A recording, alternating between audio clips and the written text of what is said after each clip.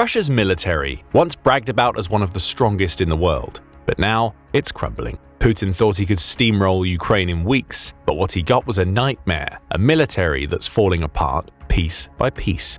So what happened to this so-called military superpower? From untrained conscripts being thrown into the meat grinder to tanks from the 1960s getting blown up by $300 drones, it's clear that Russia's invincibility is a myth, and Putin's desperation, it only makes things worse. His mighty military, more like a rusty relic, barely holding on. Today we're breaking down how Russia's once-feared military is embarrassingly collapsing in front of the world. The manpower crisis, outdated gear, and even tanks being torn apart by Ukrainian forces, it's a disaster Putin can't escape. Let's dive into the chaos and see how Putin's fantasy of Russian dominance turned into a global punchline. First off, let's tackle the monster that is Russia's army's conscription and population issue. It's by far one of the most significant aspects of just how much this country is behind militarily, contrary to what the numbers suggest. The website Global Firepower lists Russia as having the second most powerful military overall, at least going by some early numbers in 2024. Out of that, the country is listed to have roughly 1.3 million active personnel. This includes troops in the Army, Navy, Air Force, and other military branches, such as the Coast Guard. For reference, Russia is listed as being closely tied for third place for active manpower numbers. It sits behind China and India, both with roughly 1.45 to 2 million active personnel, and with similar numbers to the US. On paper, Russia is one of the most heavily militarized countries near the top of the rankings when you consider the total populations of those nations. China and India have over 1.4 billion people, while the US has around 330 million. Russia has only 140 million, according to the latest census results, and even that assumes numbers from before the war started. The high levels of militarization are mostly caused by Russia's aggressive conscription and contracting efforts. To lure people in to sign up to the military, the government has been offering extremely lucrative salaries, typically between 3 and 4 times the national average. According to information provided by Riddle, a publication that provides analysis of all things Russia, the military has signed roughly 490,000 contracts throughout 2023 alone. In contrast, the US has typically signed roughly 150,000 recruits for basic combat training for the past several years in a row. While Russia's numbers may seem high, it's highly misleading, and for a few reasons. First, the Russian military has a significantly different soldier contract system than the US. Traditionally, Russian soldiers sign 2-year contracts, which they can then renew a few times, typically 3 for up to 8 years of service. However, when Putin realized that the war wasn't going as well as he'd hoped, the military started signing contracts for much shorter periods, between 6 months and a year.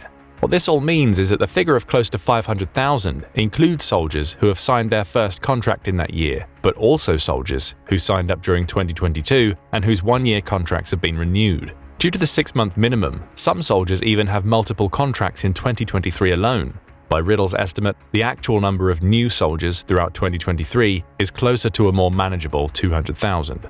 We mentioned that Russia also uses conscription, i.e. mandatory military service. For the most part, new conscripts are signed up for a year of mandatory military service, but can also get a contract when the first year is up.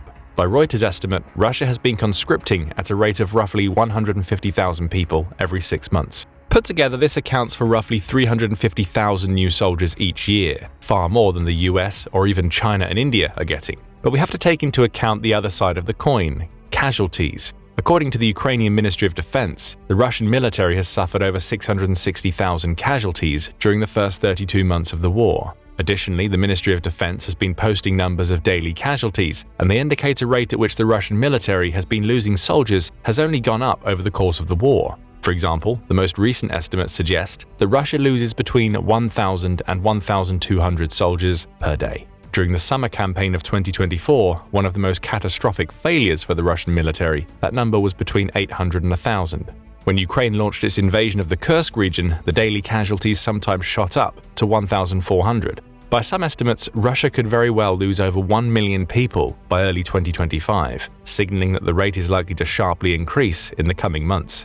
This could be explained by Ukraine getting more and more military aid from NATO, typically in the form of effective defense systems, but also in long-range missiles and offensive capability. For example, the F-16s that have taken flight in Ukraine in August alone are likely to completely counter most Russian air superiority strategies. Not that the Russian Air Force has managed to really achieve that superiority since the war began. Russia is also using the quantity over quality approach to its besieging efforts, so it's possible that its military tactic is to throw as many men as it can at the front and hope for the best. This might pan out for Russia in the long term, if it's sustainable, considering it has roughly 3 times the population of Ukraine, but it will result in much heavier casualties.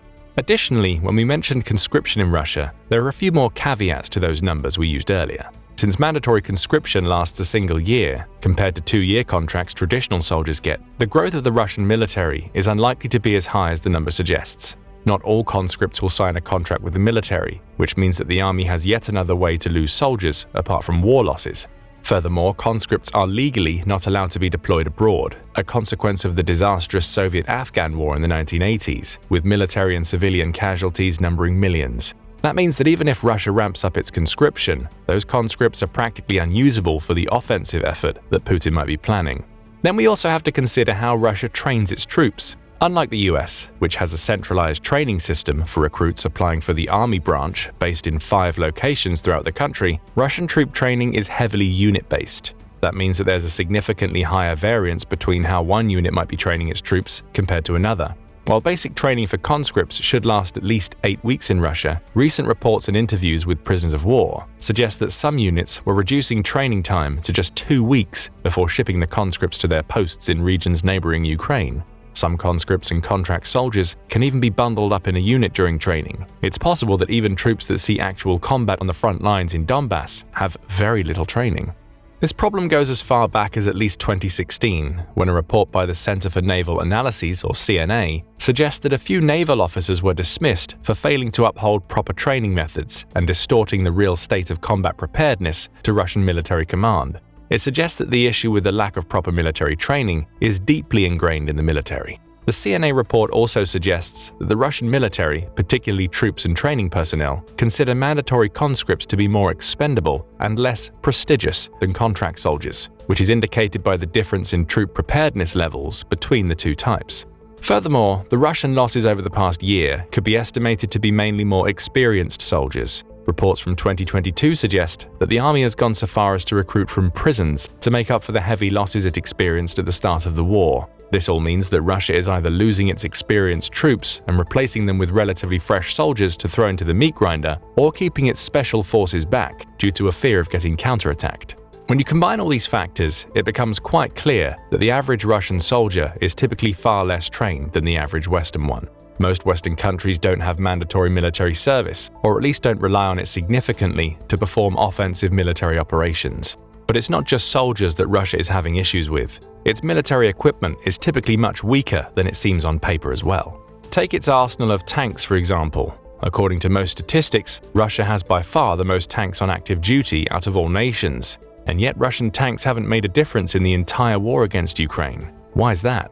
The relatively simple answer is that Russia's tanks have aged quite poorly in the face of modern, technology-based warfare. The main battle tanks that Russia fields belong to the T line of tanks, with the most modern version of the vehicle being the T-90, or more specifically, the T-90M. On paper, the T-90M fares quite evenly against most Western tanks such as the M1 Abrams, Leopard 2, and the Challenger 2. The T-90M was built to be more maneuverable and lighter than its Western counterparts, while not sacrificing much in terms of offensive power and anti-tank capabilities. A report by international relations magazine National Interest suggests that in a tank-against-tank scenario, the more experienced crew would win out. At the start of the war in Ukraine, Russia was estimated to have 1,000 T-90s, split between the regular and the T-90M versions. At the same time, Ukraine was only fielding its older cousins, the T-80s and T-72s, that were left over from when the country was in the Soviet Union. Additionally, Russia also had thousands of older models. Global Firepower estimated that Russia's total tank numbers could be as high as 14,000. But Russia has also lost plenty of tanks. According to the statistics published by the Ukrainian Ministry of Defense, the number of tanks destroyed by Ukraine could number as many as 9,000. Reports have suggested that Russia's tank situation is so dire that it's been forced to use T-62s and T-54s, which were on active duty in the 1960s, which is supported by images that show these tanks moving to the front lines. But let's go back to the titular question of how the tanks have fared so poorly in the war. Well, unlike wars in the 20th century, where tanks were among the most durable pieces of armor available, the war in Ukraine has outlined the necessity and the benefits of using long-range anti-tank missiles and drones to counter a tank-based or mechanized infantry strategy. While the T-90M specifically has among the most durable armor available for modern tanks, its defenses aren't distributed evenly. In particular, the entire line of T-tanks from Russia has had a crucial weakness: its auto-loading mechanism.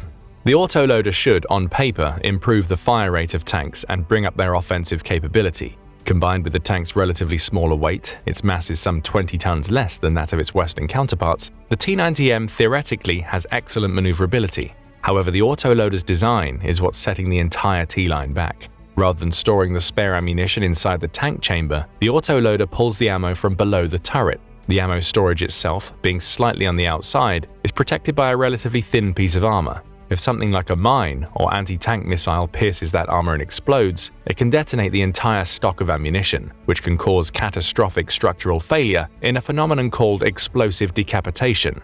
By contrast, the Western tank models store ammo above the main tank compartments and include safety valves that blow the ammo outside the tank should it get hit, minimizing the damage. This is where the aforementioned drone warfare comes into play. Significant parts of the war in Ukraine have been fought from a distance, with both sides using drones for both reconnaissance and seek-and-destroy operations. However, these are not the large, expensive drones such as the US-made General Atomics MQ-9 Reaper, which costs up to $32 million per unit. No, these drones are repurposed commercial drones, slightly more advanced than those used in modern photography or video making.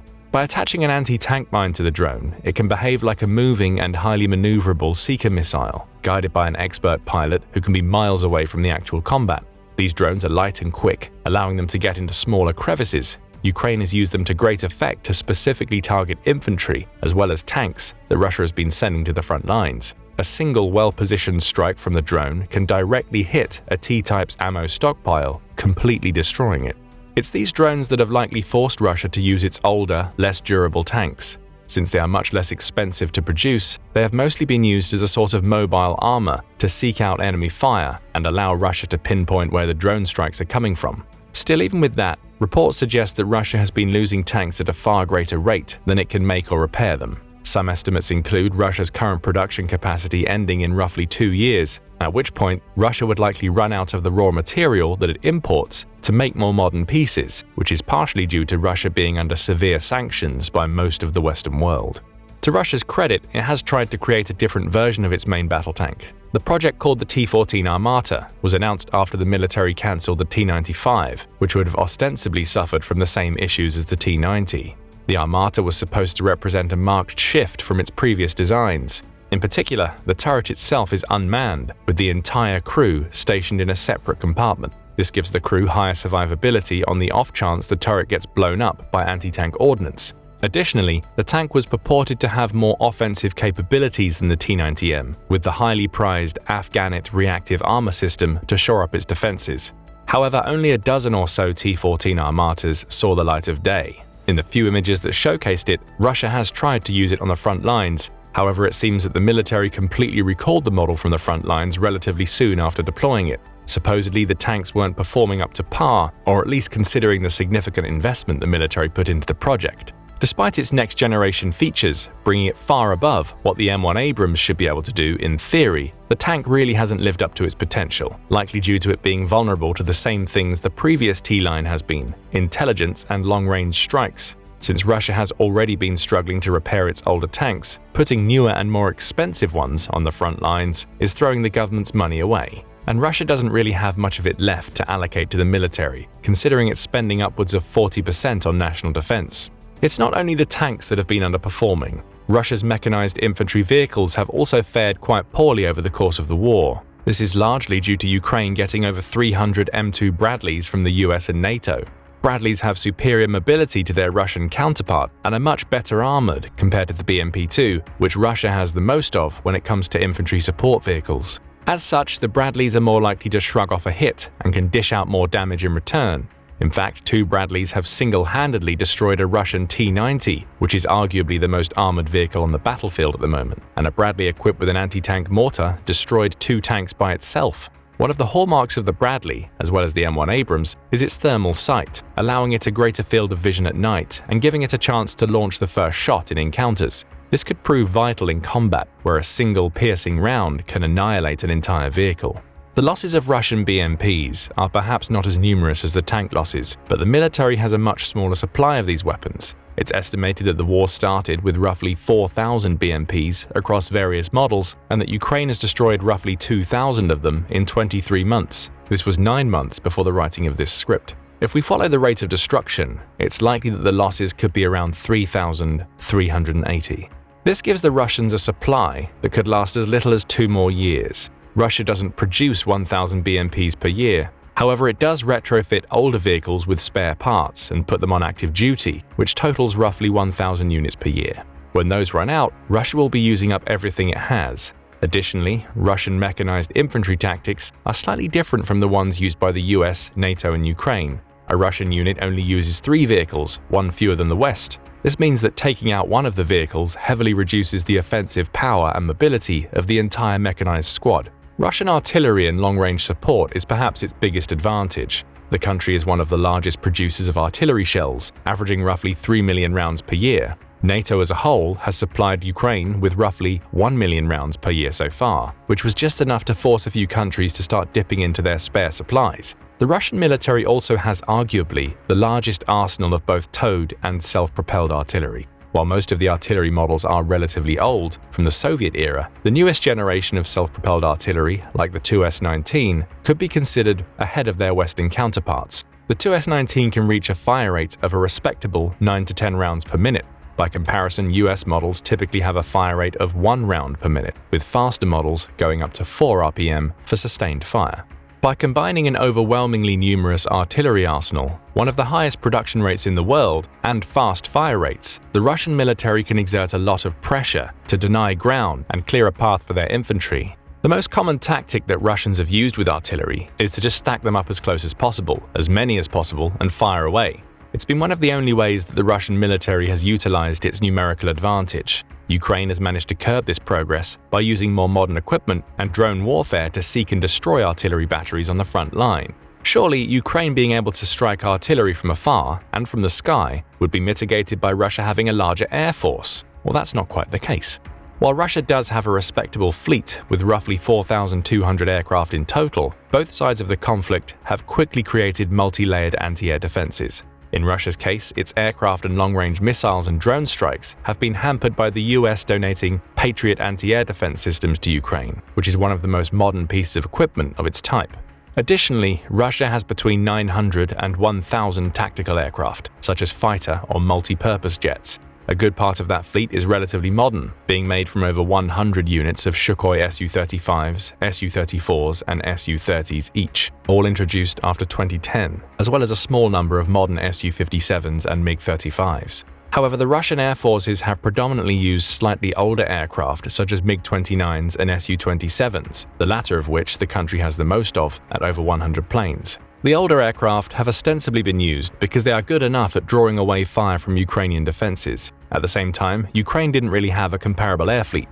However, the Russian aerospace forces have been flying their aircraft for significantly more time and longer distances. This is due to Ukraine persistently performing long-range missile strikes on runways and airports relatively close to the border between Russia and Ukraine. Since Ukraine primarily used anti-air defenses rather than its own aircraft, its fleet hasn't seen that much use overall. This is a huge issue for the Russian fleet. A majority of its aircraft are MiG-29s and Su-27s, which have already been in use for decades. A prolonged fight for air superiority over Ukraine has amassed significant flight hours from these planes, which inevitably leads to wear and tear. Even if the aircraft is on par or better than what Ukraine used to have, Russia's maintenance costs and jet downtime have likely skyrocketed over the past year. And if that wasn't all, Ukraine got a huge boost to its anti-air defenses and air power. After the successful invasion of Kursk in August 2024, the US signed yet another round of financial and military equipment aid to Ukraine. One of the standout points of this package includes another Patriot anti-air defense system, plus compatible missiles to use with it. As mentioned, Ukraine also finally received its first batch of F-16s, pledged to number 65 in total. F-16s are on par with some of the most modern aircraft Russia has, effectively nullifying the technological advantage of the Russian aerospace forces.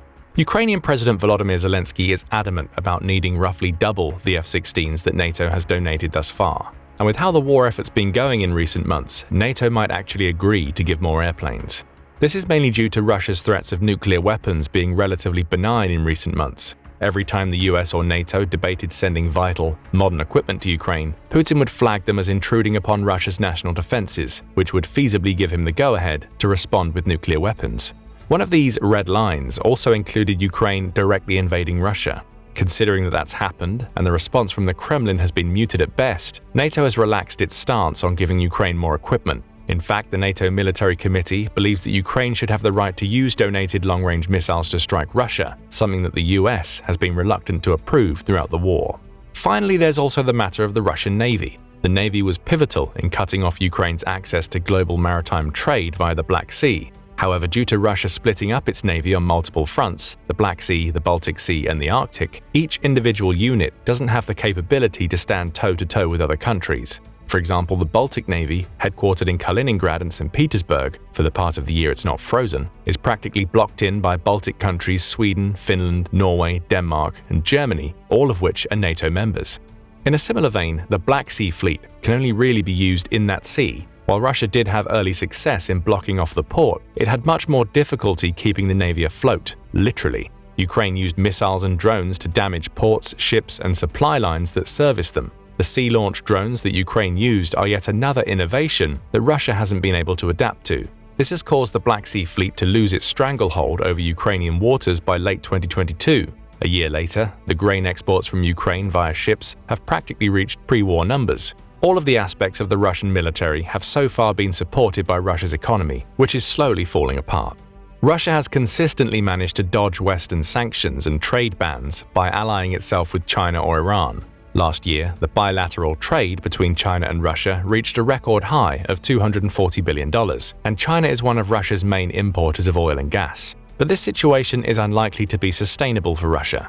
With Ukraine targeting oil refineries across the western parts of Russia, the latter's ability to export gas and diesel has practically been crippled. In fact, Russia has stopped exporting these products to all countries that weren't a part of the Soviet Union and has asked Kazakhstan to be ready to supply enormous amounts of gas for Russia's internal use. This issue stems from the fact that Russia's refined oil products have practically no domestic supply. Everything the refineries make is immediately transported or exported. Since the energy industry, and by extension oil and gas, is what's been keeping Russia's economy afloat, a few more targeted strikes to shut down more refineries could spell doom.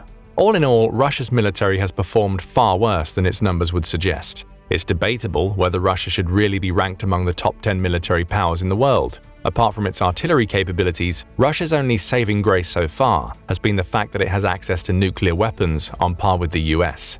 And that's what's keeping NATO on its toes to not provoke Putin too much. Regardless of how the war between Russia and Ukraine is going, if Putin decides to push the nuclear button, it will all be for nothing.